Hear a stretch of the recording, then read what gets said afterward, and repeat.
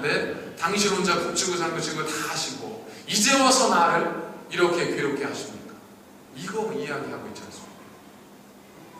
엘리사로서는 참 난감하기 그지없는 그런 사건이 있었습니다. 만약에 제가 어떤 우리 집사님이나 성도님을 위해서 저분이 잘 되었으면 하는 마음으로 기도를 축복을 했어요. 그래가지고 하나님 보니까 차가 좀 좋지 않은 것 같아요. 새 차를 어떻게든 주십시오 했더니 어느 하나 차가 뚝 떨어졌다고 생각을 해보세요. 그래서 이분이 그 차를 타고 감사합니다 목사님하고 타고 다니는데 그로부터 한 사흘 후에 사고가 딱 난 거예요. 그런 게 누구의 위기예요? 저는 참 정말 오지게 그죠? 좀 얼마나 난감하겠어요. 그것도 하나님의 은혜로 그렇게 되었다고 했음에도 불구하고 그런 일이 벌어졌으니 얼마나 참 난감하겠어요. 위기가 누구에게도 찾아와요? 엘리사에게도 찾아와요. 그런 누구예요? 하나님으로부터 말씀을 듣는 선지자입니다. 위기는 누구에게나 찾아와요. 위기는 언제나 찾아올 수 있습니다. 이 여인에게 위기가 무엇으로 찾아왔냐면 죽음으로 찾아옵니다. 죽음과 위기는 같은 비슷한 부분이 있습니다.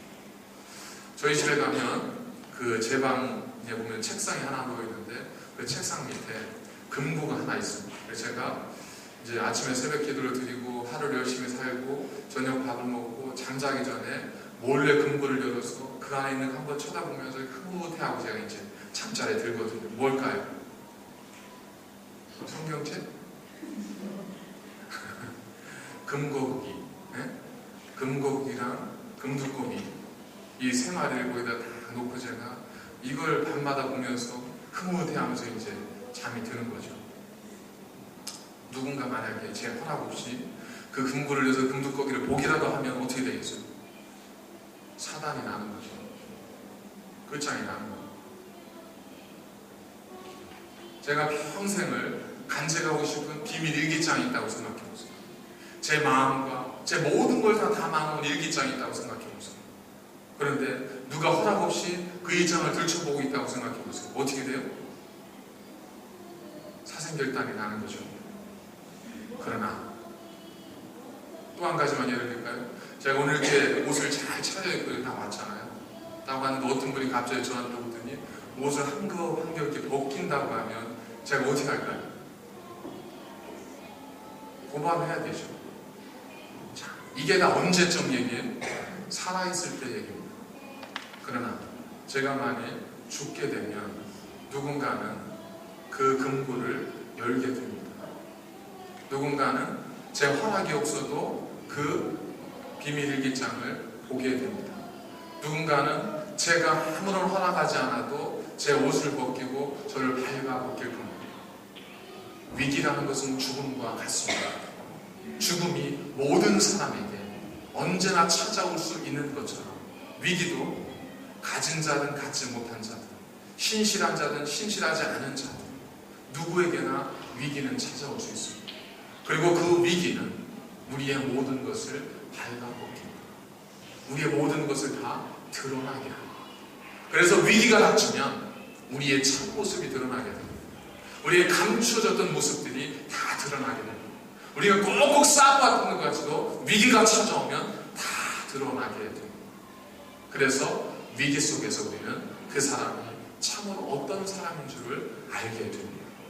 이 여인에게 위기가 찾아오고 이 여인에게 위기가 찾아왔을 때 이 여인이 어떻게 했는가? 그것이 그 여인의 참모습을 보여준다는 겁니다.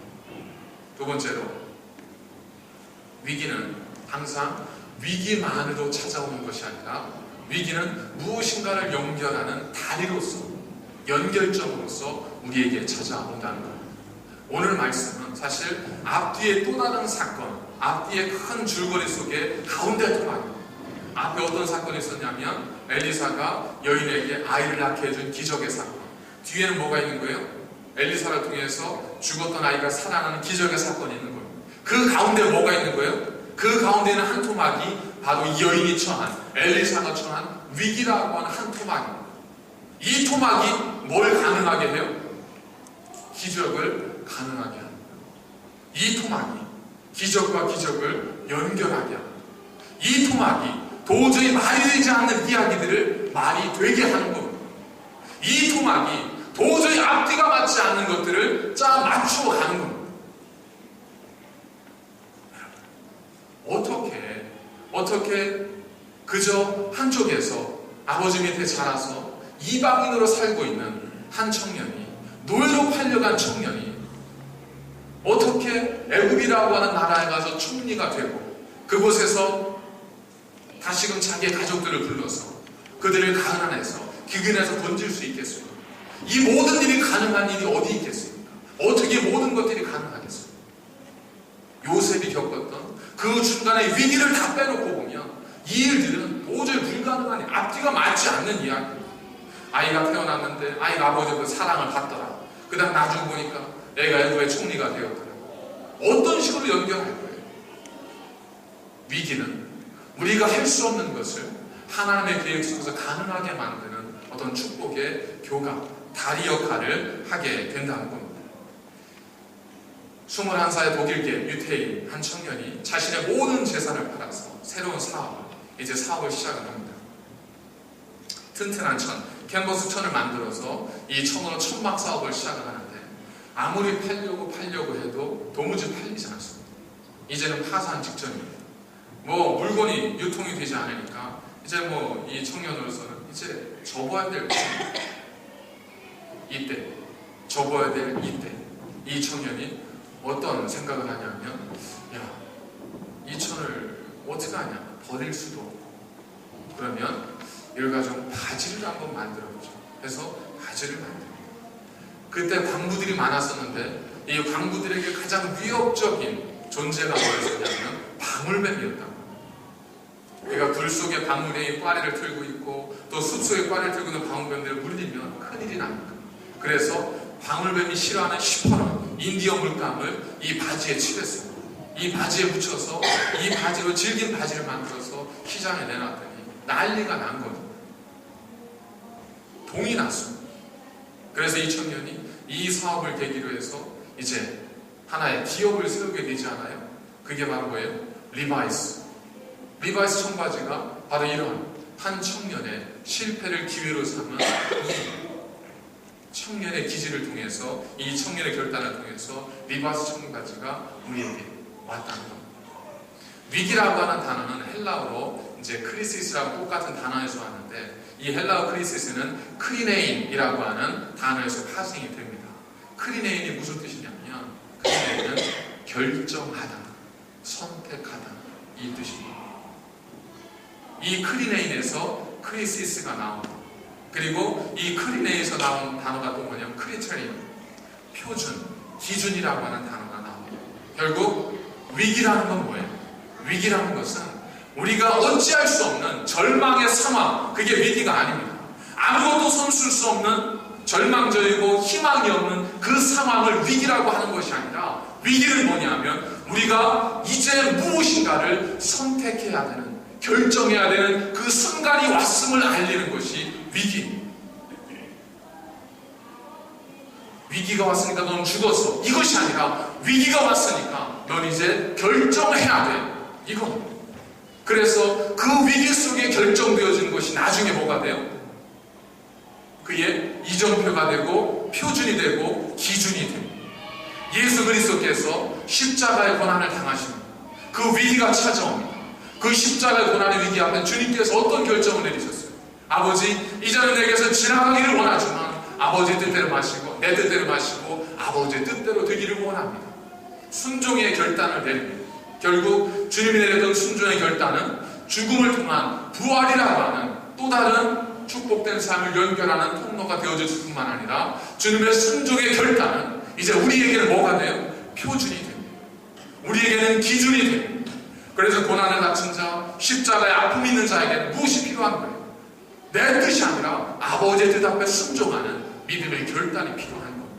위기라는 것은 절망을 가리키는 단어가 아니라 우리에게 결단해야 된다고 하는 것을 알리는 이정표와 같습니다. 모세가, 여호수아가 마지막에 백성들에게 뭐라고 합니까? 오늘날 너희가 섬길 신을 택하라는 겁니다. 이게 그들이 맞은 위기였었어요. 가데스 바네아에서 여호수아가 모세가 12명의 정탐꾼을 가나안에 파송했다가 다시 왔어요. 이 이스라엘 백성들 가운데 자중질환이 벌어졌지 않습니까? 10명 뭐라고 해요? 우리는 가면 죽습니다. 2명 아닙니다. 저들의 밥입니다.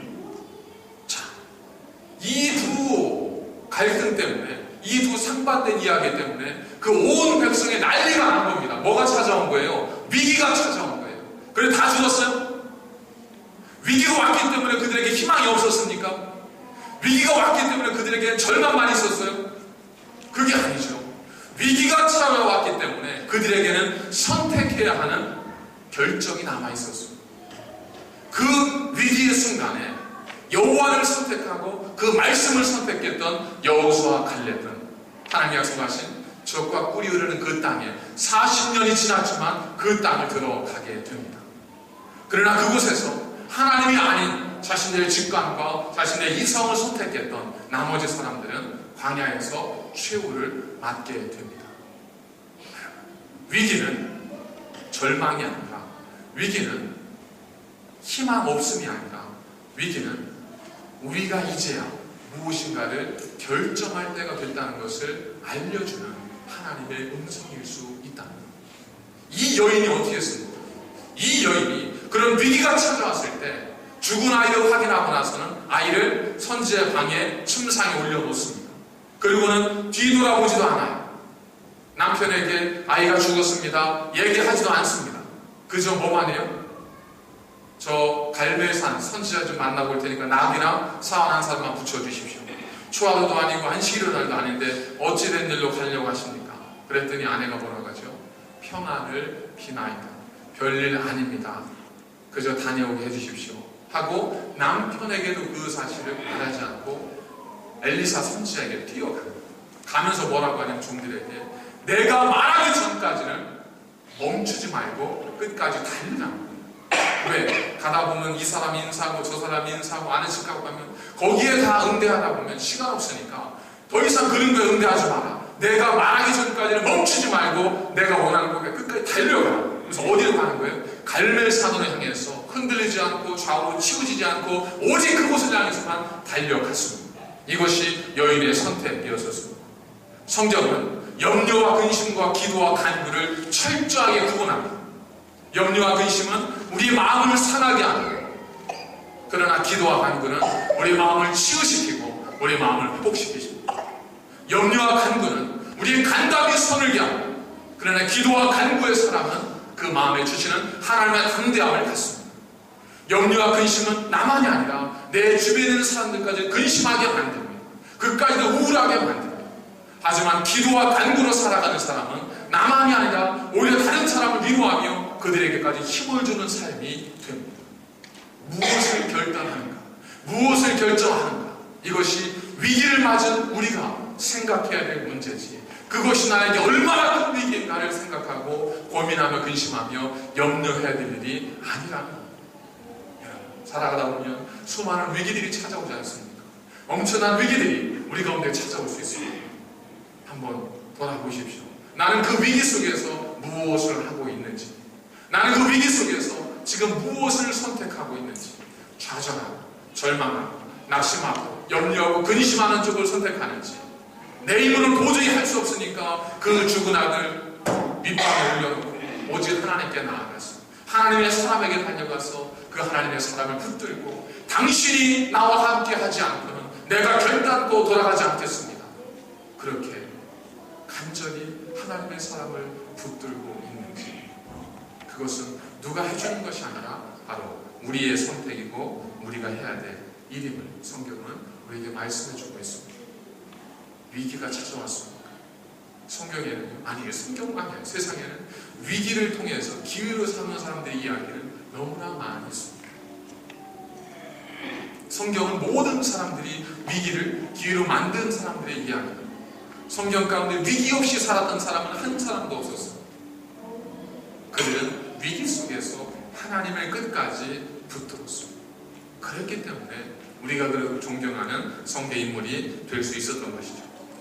자, 마지막 세 번째로, 위기는 결국 우리가 원하는 것을 얻게 하지는데 우리가 원하는 것만 얻게 하는 것이 아니라 위기는 우리로 하여금 덤으로 주는 것을 갖게 한다는 겁니다.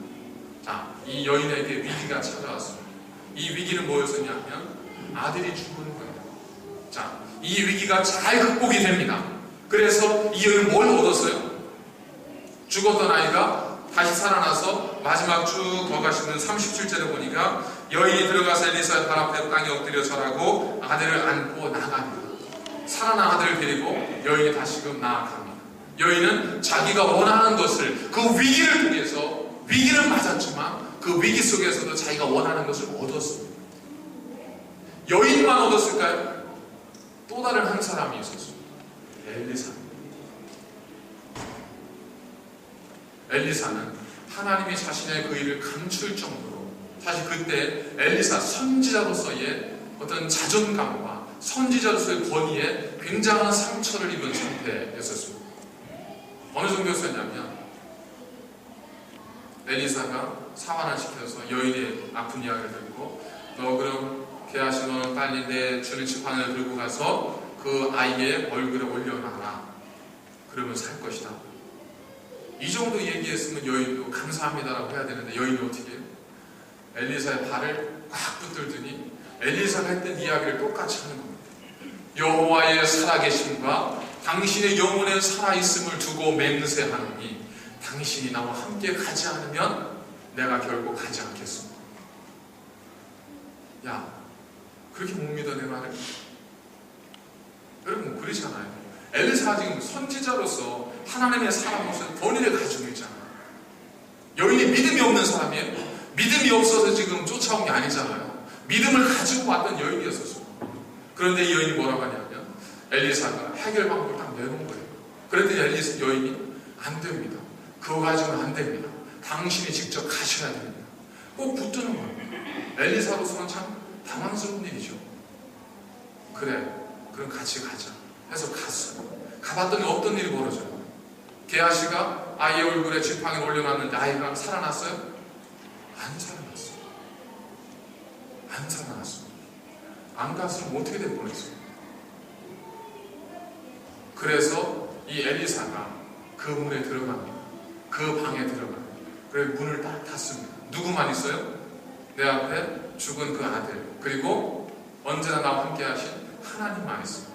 문을 닫고 여호와께 기도하여 엘리사가 그 순간 하나님 앞에 기도합니다. 예전에 어떻게 했어요? 지팡이 보내서 해결하려고 했어요. 예전에 어떻게 했어요? 사환 보내서 물어보라고 했어요. 근데 지금 어떻게 해요? 기도하기 시작합니다. 하나님의 사람이 기도하기 시작합니다. 그 기도를 통해서 하나님께서 아이를 살려주세요. 누가 살아나요? 아이만 살아나요? 아니죠. 엘리사가 살아나요. 엘리사의 무너진 영적 권위가 이 사건을 통해서 다시금 회복되어지게 됩니다. 그 이후로 어떻게 됐어요? 다음 장 5장에 보면 나아만이 저쪽 아람에 사는 나아만이 이제 이스라엘로 찾아오잖아요. 그 왕이 친서를 보냅니다. 내 장군, 귀한 장군이니까 빨리 살려다오. 이스라엘 왕이 죽을 지경입니다. 이걸로 빌미를 삼아 날 죽이려고 하나, 우리를 공격하려고 하나. 그때 엘리사가 뭐라고 하죠? 왕이시여, 그 사람 내게 보내십시오. 회복됩니다. 엘리사가 회복됩니다. 하나님의 사랑으로 회복됩니다. 오늘 본문에는 사실은 그 숨겨진 이야기 가운데 여인이라고 하는 평신도가 있습니다. 엘리사라고 하는 하나님의 사람이 있습니다. 모든 모습은 엘리사가 능력을 행한 거지만 사실은 뭐예요? 평신도였던 한 여인의 믿음과 그 여인의 헌신과 그 여인의 열정과 그 여인의 뜨거운 신앙이 무너진 엘리사의 영적 권위를 회복시켰습니다. 이 사건, 이 의미가 이 본문에 숨어 있습니다. 위기는 나만 살리는 게 아니라 위기는 나만 살리는 게 아니라 다른 사람들까지 함께 살아가게 합니다. 우리가 하나님을 선택할 때 그 위기는 모두를 살리는 도구가 됩니다. 우리가 집사님, 원사님, 장로님, 성도님 저를 기도해 주세요. 이렇게 부탁드리는 거 이게 여러분 나 뜨거워 생각하지 마십시오. 이거 그냥 하는 거 아니에요. 이게 뭐 하는 거예요? 이게 구걸하는 거 아닙니다. 이거 뭐 하자는 거예요? 이거 나만 살자고 하는 거 아닙니다. 같이 살자고 하는 거니까 같이 합시다. 이 얘기 하는 겁니다. 그러니까 그거에 대해서 여러분 부끄러워하거나 미안해하지 마세요. 생각해 보십시오. 난 기도도 별로 안 하는데 이거 다른 분은 아무도 모르고 제가 집사님한테만 얘기하는 거니까 꼭 기도해 주세요. 이 얘기를 딱 들으면 어떻게 돼요? 부담이 되겠어요? 안 되겠어요? 왜 또 좀 여럿이 얘기해야지 왜 꼭 나한테만 얘기를 해서 그럼 어때요? 한 번이라도 기도할 거 아니에요? 하나님 이거 그렇다는데 참 제 일로 기도는 못하지만 그래도 안 됐네요. 좀 도와주세요. 근데 사흘에 딱 만났어요. 만나는 그분이 뭐라고 해요? 집사님 감사합니다. 기도해 주셔서 그런지 문제가 해결됐어요. 그럼 어때요 이제? 뭐라고 얘기하죠? 아이 무슨 제가 뭘 기도를 해요. 집사님이 기도해서 그렇지. 한번 딱 돌아서면 어떤 마음이 드는 거예요? 야, 기도빨이 사네. 누가 살아요? 그 사람만 살아요? 아니잖아요. 근데 혼자 엎드려서 혼자 기도하고 혼자 문제 해결받고 혼자 다 해보세요. 누구만 살아요? 혼자만 살죠. 나머지 사람들은 다 그늘 속에 어둠 속에 갇히는 겁니다. 그래서 교회는 함께 살아가는 공동체가 돼야 되고 서로 함께 협력하며 중보하며 기도하는 것이 돼야 돼요. 지금까지 한 번도 다른 사람에게 내 아픔을 털어놓고 기도 부탁을 하지 않았다면 그 얘기는 뭐예요? 다른 사람은 한 번도 내가 높여줄 생각을 하지 않았다는 거예요. 너무 격하게 가긴 했지만 어쨌든 그럴 수 있다는 거예요. 그럴 수 있다는 거예요. 왜? 아니 이 사건 보세요. 이것 때문에 누가 살았어요? 여인만 산 게 아니잖아요. 엘리사가 살았지 않습니까? 엘리사가 얼마나 당당하게 갈멜산으로 올라갔겠어요. 죽었던 아이를 살렸습니다. 그래서 위기 속에서 아무것도 할 수 없어요. 기도할 수 있게 하는 겁니다. 목사님 이거 위해서 기도해 주세요. 목사님 제가 이게 좀 필요한데 기도 좀 해주세요. 제가 기도한다고 되겠어요? 되겠어요? 이거 봐 이러니 아니 안 돼도 된다고 하면 뭐 일나냐고요. 예? 그런 서로 간에 그런 성도의 아름다운 신앙의 교제가 있을 때 뭐가 되는 거예요? 서로 간에 신앙의 성장이 있고 하나님 주시는 서로 간의 새로움이 있는 겁니다. 목장에 모이실 때 부끄러워하지 마시고 기도해달라고 부탁하십시오. 여러분 주변에 있는 분들에게 그렇게 부탁하셔서 같이 기도하십시오. 그래서 하나님께서 그 작은 자들을 통해서 그 연약한 자들을 통해서 하나님께 어떻게 하나님 역사를 이루어가시는지를 그 위기 속에서 하나님